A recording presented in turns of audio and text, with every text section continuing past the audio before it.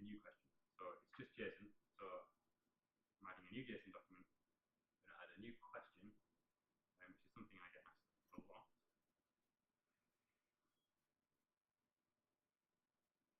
And then I'm going to give it a score of, say, 1. Not a very popular question. So I'm going to insert that. So what's going to happen, fingers crossed, on the left, I'm going to get the response back from inserting this document. It's going to say, you've inserted one thing, this is it. It'll generate me like a primary key. It'll tell me what the key is. But on the right-hand side, you can see that it says here, we're listening for events. So what should happen over on the right-hand side is that we get one of these real-time kind of update events from our change key, telling us that we got a new document, this is what it is, and so on. So if I do this, so here's our response saying, we've inserted this one thing, this is its ID. It's a little bit small, can everybody read that? Yeah? And on the right-hand side, we've got our change key event says we've got this new value. This is our new question with its ID, and there was no old value, so we know that it was an insert. If I just copy that ID, so I can now do a query on the left-hand side.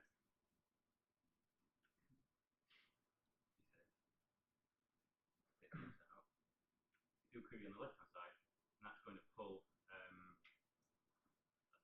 back the thing we just inserted. So this shouldn't have happened because I left the insert in before, so I've kind of ruined my demo. But you can see as many times as I do this get query, nothing happens on the right-hand side because no data changed. But if I was to say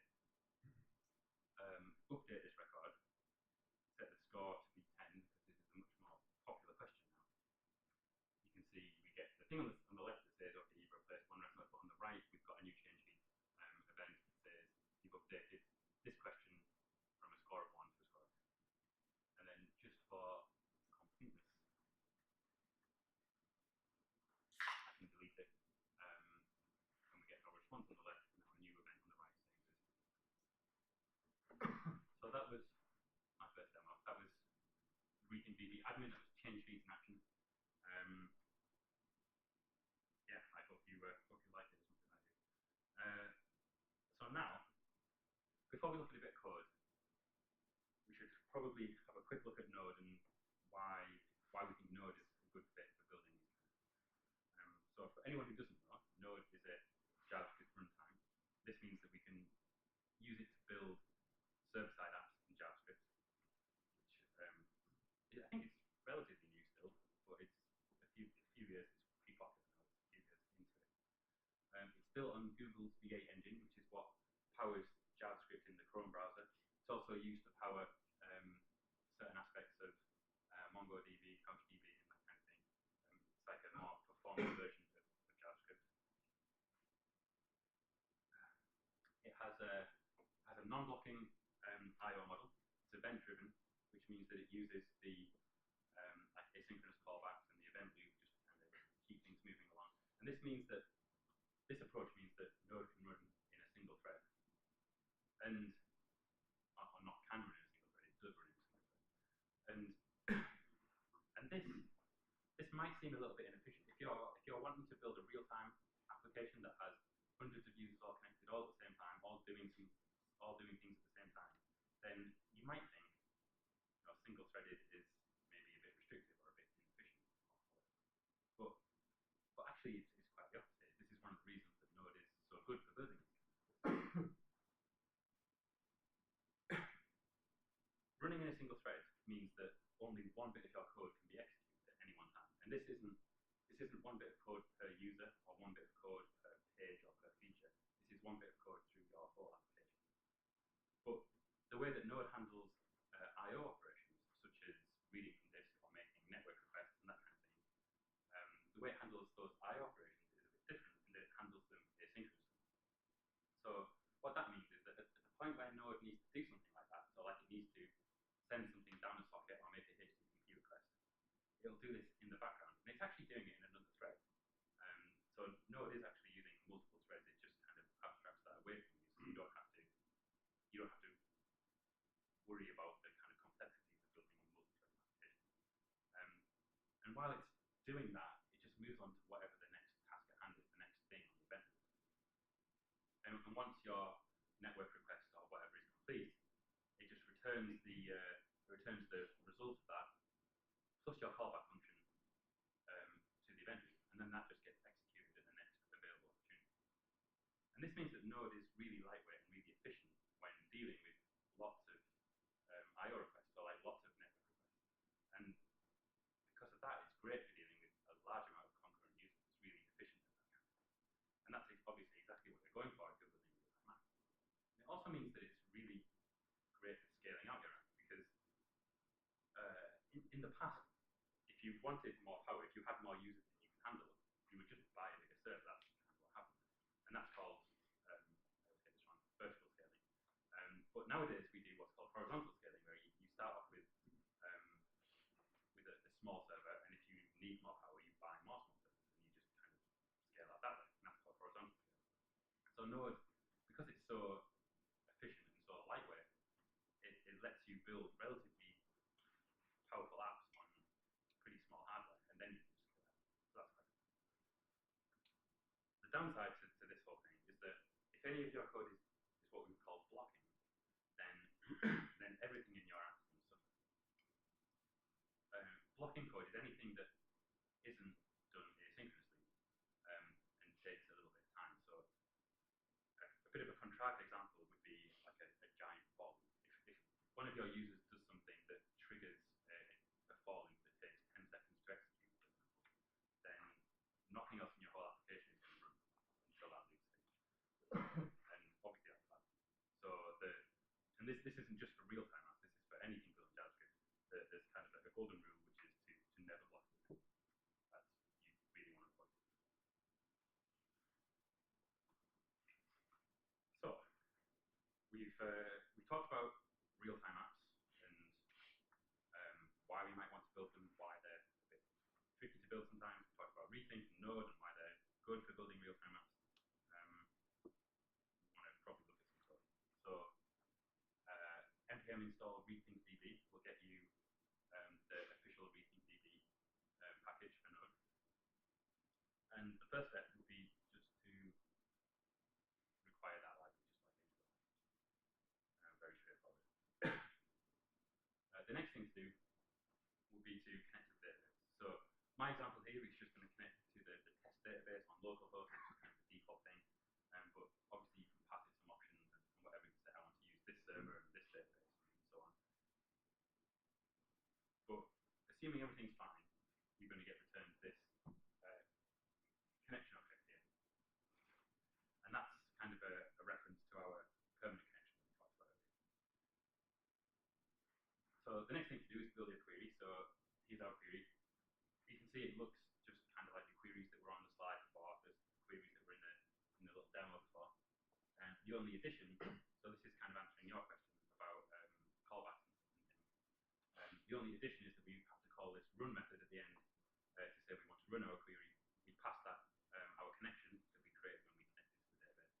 And then again, assuming everything has gone fine, we get our cursor in the callback. So once you've got your cursor, then you can decide what you want to do. And here, in this example, I'm just saying get me all of my results in an array. So I get my results in the callback there. I'm closing the connection because we're kind of done with this now. You don't want to leave a connection hanging around that you're not going to use anymore, because that's just a waste of resources. But then whatever you want to do with your results, you can do. You can just log them out or whatever. Change feeds work in a very similar way. So you require the library, the database, get your connection object, build your query. Remember to add the changes method, because like we said before, it's just a query like any other query. We run it in exactly the same way with the run method, pass it a connection, get the cursor back in our callback. And then we're just saying, for every event that comes into our cursor, every change feed update that comes into our cursor, do something with it. And here I'm just logging it out, but obviously you can do so that's kind of it for doing queries and things. It's very simple, and it does take a little bit of time to get used to the kind of writing your queries in JavaScript thing, but after a while it becomes quite intuitive.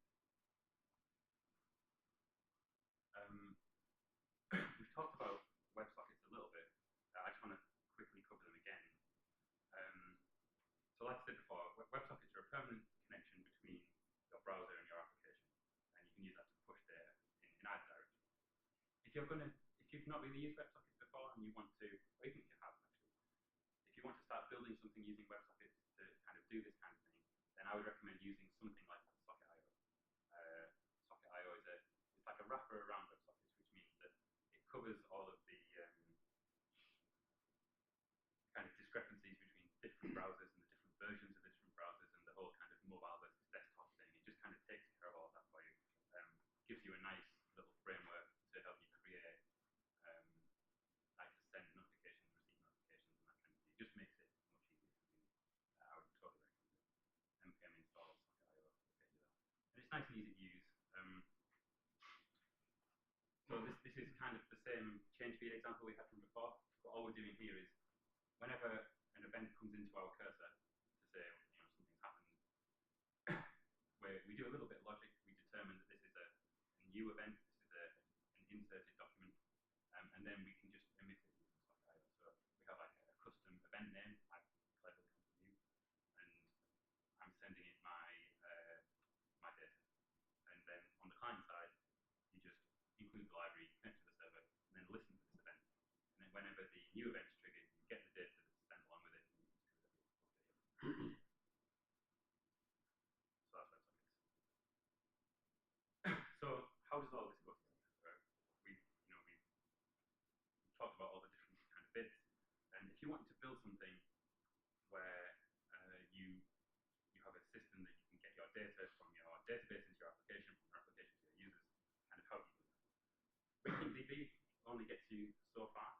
It solves the problem of getting the changes to your data into your application in real time. And it solves the problem of doing that at scale as well, which is obviously a big problem to solve. But what it doesn't do is get it to the front end. And that's what you use WebSockets for. So I just want to kind of, to wrap up, I just want to quickly go through the kind of approach you should take. If you're trying to build this kind of thing, what's the kind of approach you should take to updating your users and all that. So here's our app. It does nothing in particular, it just does something. We scaled it out to have 5 servers because we want to scale it out and make it reliable and all that kind of thing. Our first user comes on, hits the home page, and asks for all of the currently available data. And we pull this from the database and we render it on the front end. Nice and simple so far. Another user comes on and posts some new data to the application, and we store that in the database. So at this point, we're not doing anything too clever.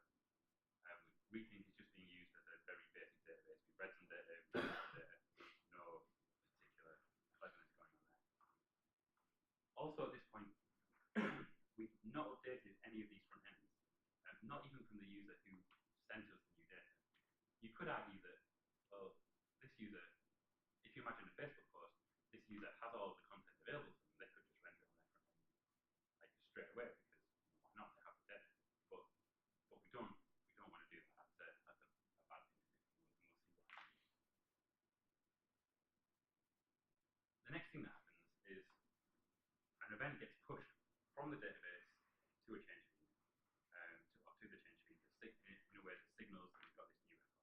And this event is going to go to all instances of our application, so all of our servers that are querying with this particular change feed.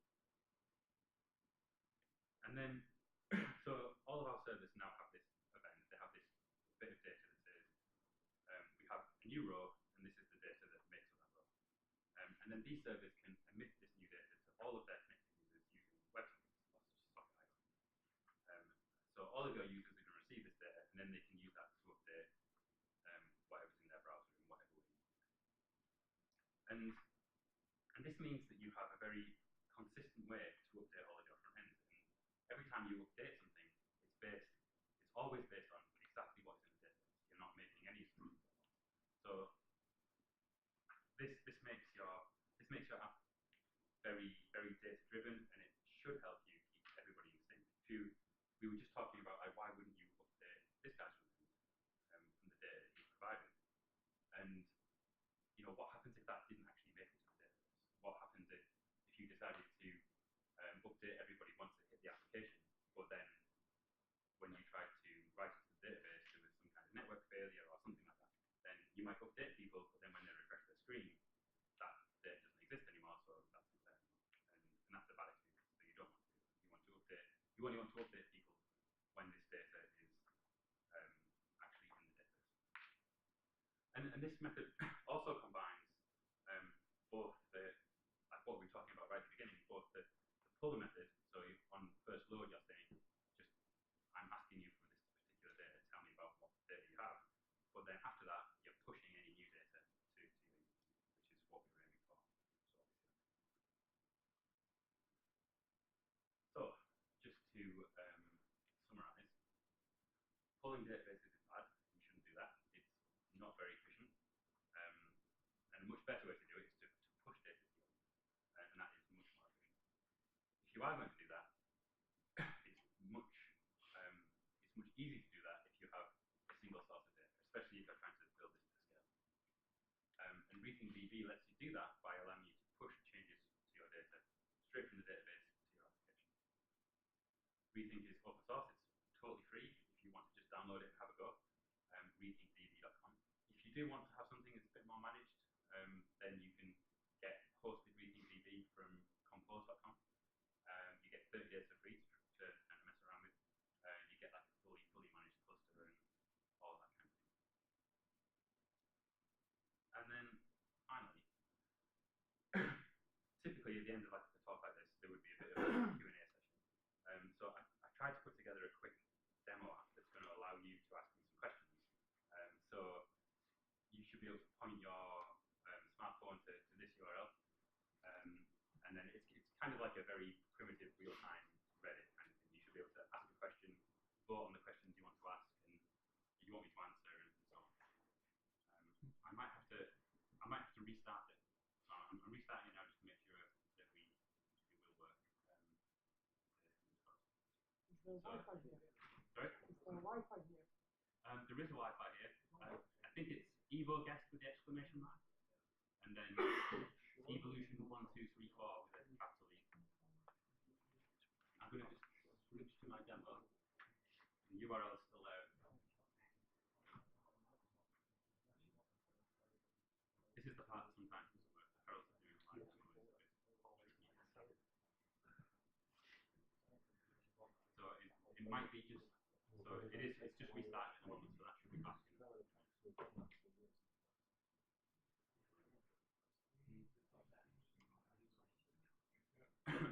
So in theory, you should be able to click the ask a question button in the top right corner.